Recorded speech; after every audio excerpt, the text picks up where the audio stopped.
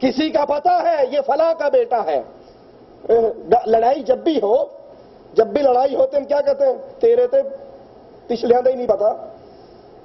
تو مجھ سے بات کرتا ہے، میں سید، میں شاہ، میں چودھری، میں آرائی، اور تو کمین، تیرے تو باپ کا نہیں پتا کس کا بچہ ہے، حالانکہ کنفرم پتا ہو کہ یہ فلاں کا بیٹا ہے. لڑائی لڑتے ہوئے اس کو گالی دی جائے، اس کی توہین کرتے ہوئے کہا جائے تیرے نسب کا نہیں پتا، تیرے باپ کا نہیں پتا، اور پتا ہو یہ فلاں کا بیٹا ہے، یہ عمل کفر کا عمل ہے.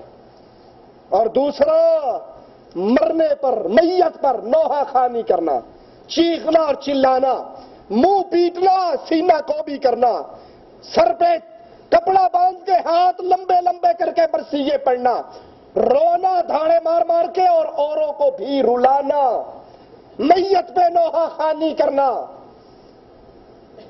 یہ کفر کا عمل ہے. شیخ الاسلام ابن تیمیہ رحمۃ اللہ علیہ فرماتے ہیں اس حدیث کی شرح کرتے ہوئے کہ یہ دو خصلتیں ایسا کفر ہے جو اب تک لوگوں میں موجود ہے، چنانچہ یہ دونوں خصلتیں کفار کی تھی، یہ کفار کا عمل تھا. کفار اس آدمی کے نسب میں تانا زنی کرتے جس کے باپ کا علم ہوتا یہ فلاں ابن فلاں ہے، اور مرنے پر نوحہ خوانی کرتے. ہم نے خاص طور پہ پنجاب کے اندر دیکھا ہے، کئی میتیں دیکھی ہیں، مردے کے گھر پہ ابھی گاڑی پہنچتی ہے، بس میں سے عورتیں اتری نہیں، بس کے اندر ہی بین شروع ہو جاتا ہے، بس کے اندر ہی چیخنا پکارنا شروع ہو جاتا ہے. یہ عمل کفر کا عمل ہے. لیکن اس کفر کے عمل سے یہ مراد نہیں کہ وہ بندہ ملت اسلامیہ سے خارج ہو کر کافر ہو گیا ہے، نہیں، اس کے اندر کفر کے عمل میں سے یہ عمل موجود. جیسے کسی کافر کے اندر کوئی مسلمانوں والا کام ہو، سچ بولنا کس کا کام ہے؟ اب اگر کوئی کافر بولے تو وہ سچ بولنے کی بنا پر مسلمانوں والا کوئی ایک کام اس کے اندر ہے. اسی طرح نسب میں طعنہ کرنا، میت پہ نوحہ خوانی کرنا، یہ کفر کے کاموں میں سے دو کام ہیں. اس کے کرنے والا اصلاً کافر نہیں جب تک وہ کفر بواح کا ارتکاب نہ کر لے.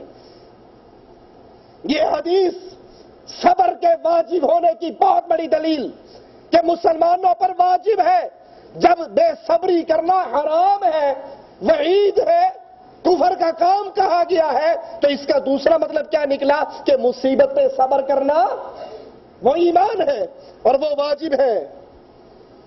صحیح بخاری میں عبداللہ ابن مسعود رضی اللہ عنہما سے روایت ہے، رسول اللہ صلی اللہ علیہ وسلم نے فرمایا، سنیے ذرا غور سے سنیے، رخسار پیٹے کوئی انسان، جس نے رخسار پیٹے، جس نے اپنے دامن کو پھاڑا، جس نے جاہلیت کی پکاری وہ ہم میں سے، جاؤ ذرا محرم میں پیٹنے والوں کو رسول کی حدیث تو سناؤ، محرم میں سینہ کو بھی کرنے والوں کو سناؤ.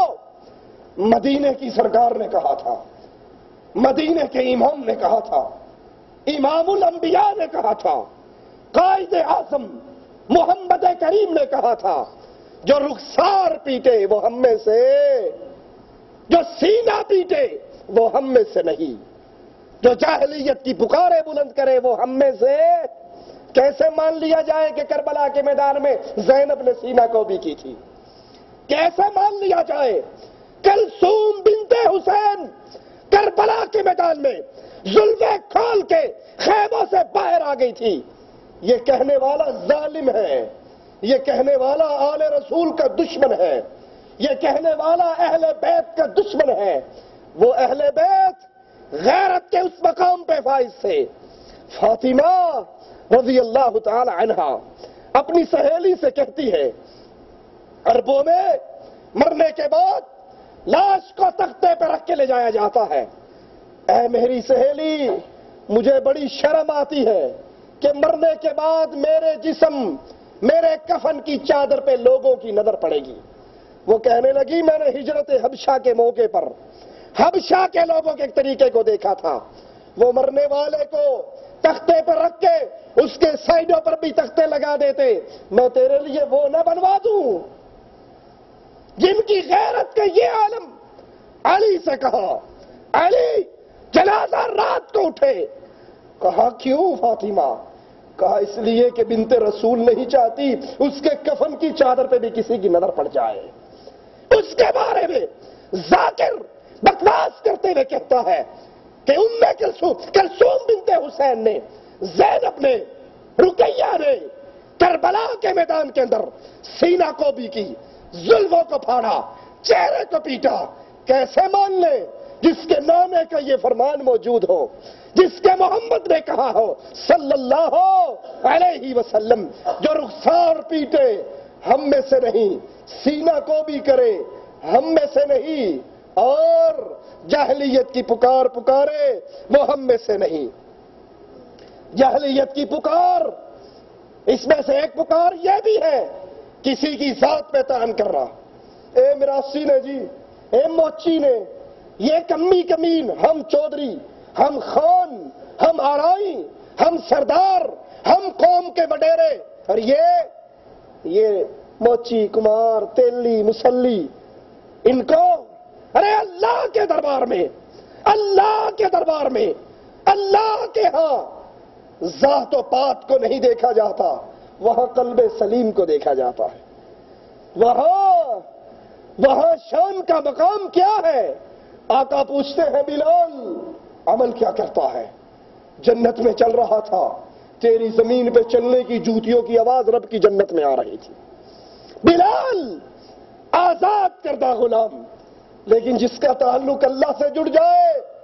ابن خطاب بلال کو کہا کرتے تھے سیدی بلال. جاہلیت کی پکار میں سے ایک پکار یہ بھی ہے کہ کسی کی ذات و پات میں تعین کیا جائے اور اپنے بنائے ہوئے مشائخ کا تعصب کیا جائے. اپنے بنائے ہوئے مولوی، گل تو ٹھیک ہے جی، حدیث سے آیا ہے، پر ساڈا مولوی صاحب ایویں نہیں چندا. بات تو ٹھیک ہے، حدیث میں آیا ہے، ہمیں پتا ہے، قرآن کی آیت ہے، پر ہمارے بابا جی نے یہ پٹی نہیں پڑھائی. یہ جاہلیت کی پکار ہے. جاہل کہا کرتے تھے جب محمد کریم نے کہا تھا قولوا لا الہ الا اللہ، وہ کیا کہا کرتے تھے اپنے شرک کی دلیل دیتے ہوئے؟ نبی کہتے تھے کہو اللہ کے علاوہ مشکل کشا، حاجت روا، بگڑی بنانے والا کوئی نہیں، الہ کوئی نہیں، معبود برحق کوئی نہیں. وہ کہتے تھے سانو نہیں پتا، وجدنا علیہ آباءنا، اسی وڈکیاں نو ایویں ہی کردے ویکھیا ہے. ہمارے بڑے قبروں پہ سجدے کرتے تھے، ہمارے بڑے بتوں کا طواف کرتے تھے، ہمارے پاس دلیل کوئی نہیں سوائے اس بات کے کہ بڑوں نے یہ کام کیا. آج بھی یہ عام بات ہے نا، آج بھی تو سعودیہ رہ کے 4 سال وہاں سے کما کے آ گیا، تو نیا دین سیکھ کے آ گیا. ہمارے بزرگوں نے یہ باتیں نہیں سکھائی. تیرا پڑنانا 11ویں دیا کرتا تھا، تیرا سکڑ دادا 11ویں دیا کرتا تھا، خاندان نسلوں پہ نسلیں، پیڑھیوں پہ پیڑھیاں 11ویں دیتی ہوئی آ رہی ہے. تو اب نیا دین لے کے آ گیا. ہمارے بزرگوں نے یہ کام نہیں کیا. یہ جاہلیت کی پکار ہے. مسلمان کی پکار کیا ہوتی ہے؟ ساری کائنات کی بات غلط ہو سکتی ہے، عرش والے رب کا قرآن غلط، مدینے والے کا فرمان غلط نہیں ہو سکتا. یہ رسول اللہ صلی اللہ علیہ وسلم کی حدیث جب آ جائے یہ ہمارے لیے کافی ہے. اور جب اللہ کے نبی کی بات، قرآن کی بات کائنات سے ٹکرا جائے، کائنات کو چھوڑا جا سکتا ہے، محمد عربی کو چھوڑا نہیں جا سکتا. جس نے آج بھی یہ پکار لگائی، مسئلے تو ٹھیک ہے، مولوی صاحب باتیں ٹھیک کرتے ہو، لیکن کیا کریں، پاکستان جائیں گے پورے پنڈ چ کلا ہی بھابیاں کی کرانگا اتھے، سارے اس لائن کی ہیں، سارے یہ کہتے ہیں. انہیں کہو ساروں کی بات کی گارنٹی عرش والے نے نہیں دی، اور محمد کریم کی گارنٹی عرش والے نے وما ينطق عن الهوى ان هو الا وحی یوحى. سب دنیا اپنی مرضی سے بولتی ہے، مدینے والا عرش والے کی مرضی سے بولتا ہے. محمد اپنی مرضی سے کلام. یہ شان احمد رضا صاحب کی ہے، یہ شان اشرف علی تھانوی کی ہے، یہ شان قاسم نانوتوی کی ہے. میرے مولوی تیرا مولوی، میرا پیر تیرا پیر، میرا شیخ تیرا شیخ، میرا مرشد تیرا مرشد، سب کو ایک طرف کر کے آؤ مرشد پکڑو. بلال کے مرشد کو مرشد پکڑو، ابو رسول اللہ صلی اللہ علیہ وسلم۔ جس نے جاہلیت کی پکار بلند کی وہ ہم میں سے نہیں۔ جاہلیت کی پکار، جاہلیت کے کام، ماتم کرنا، سینہ کو بھی کرنا، چہرے کو پیٹنا، وگرنہ صرف وفات پہ غم ہو اس کا کوئی حرج نہیں۔ رسول اللہ صلی اللہ علیہ وسلم فوت ہوئے، ابو بکر آئے، میرے نبی کے چہرے مبارک سے چادر اٹھائی، پیشانی پہ بوسہ دیا اور کہا یا رسول اللہ صلی اللہ علیہ وسلم، جو موت آپ کی قسمت میں تھی آ چکی ہے۔ جو موت آپ کی قسمت میں تھی بولو آ چکی۔ کون کہہ رہا ہے؟ کون کہہ رہا ہے؟ ذرا اونچا کہو، کون کہہ رہا ہے؟ ابو بکر صدیق۔ کس کو کہہ رہے ہیں؟ رسول اللہ کو۔ کیا جو موت آپ کی قسمت میں تھی وہ آ چکی ہے؟ کیا مطلب؟ محمد فوت ہو چکے ہیں، مر چکے ہیں۔ ابو بکر بھی وہابی تھے۔ یہ کہنے والوں نبی نہیں مرے، نبی کو مردہ کہنا گستاخی ہے۔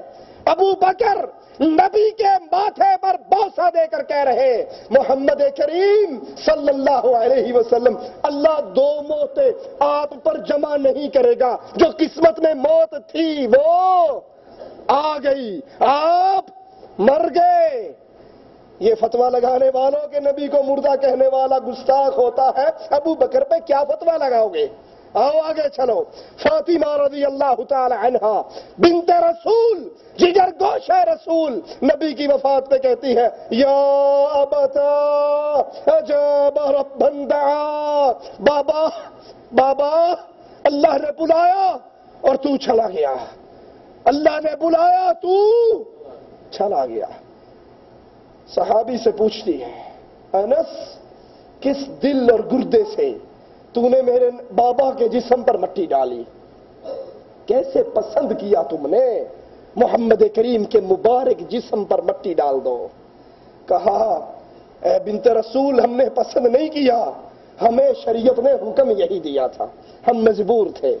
فاطمہ بھی کہہ رہی ہے بابا زندہ نہیں ہے، فوت ہو کے چلا گیا صلی اللہ علیہ وسلم۔ شیخ الاسلام ابن تیمیہ رحمۃ اللہ علیہ فرماتے ہیں میت پر رونا، صرف آنسو بہانا یہ رحمت ہے، رونا رحمت ہے، یہ اللہ کی قضاء و قدر کے منافی نہیں ہے۔ رسول اللہ صلی اللہ علیہ وسلم کا بیٹا ابراہیم رضی اللہ عنہ وارضا فوت ہوئے، اللہ کے نبی کی آنکھوں سے آنسو بہنے لگے، آپ رونے لگے، لیکن کیا کہا؟ واللہ یا ابراہیم انا بفراقک لمحزونون، اے ابراہیم تیری جدائی سے ہم بڑے غمگین ہو گئے، تیرے جدا ہونے سے ہم غمگین ہو گئے۔ زبان سے وہی کہیں گے جس سے اللہ راضی ہوگا، زبان سے وہی کہیں گے جس سے اللہ راضی ہوگا۔ انا للہ و انا الیہ راجعون۔ میرے نبی کریم علیہ الصلوۃ والسلام کا نواسہ فوت ہوا، آپ نے نواسے کی کیفیت کو دیکھا، رونے لگ گئے۔ حضرت سعد بن معاذ نے پوچھا اے یا رسول اللہ صلی اللہ علیہ وسلم، اے اللہ کے حبیب آپ بھی روتے ہو؟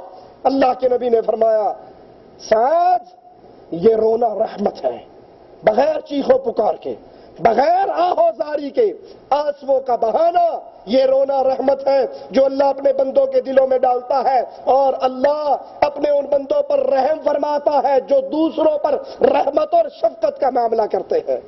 حضرت انس روایت فرماتے ہیں، ترمذی میں یہ حدیث موجود ہے، رسول اللہ صلی اللہ علیہ وسلم نے فرمایا جب اللہ کسی بندے سے بھلائی کا ارادہ کرتا ہے تو اسے اس کے گناہوں کی سزا دنیا پہ دیتا ہے۔